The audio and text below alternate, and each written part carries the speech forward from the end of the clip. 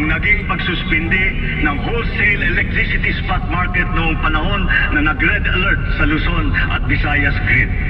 At ang panghuli, mga refund at pagpapatanggal ng mga sobrang singil sa consumer tulad ng franchise fee.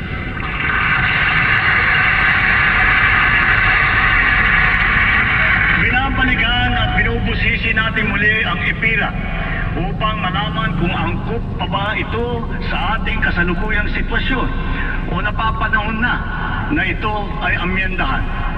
Hinihiling ko sa Kongreso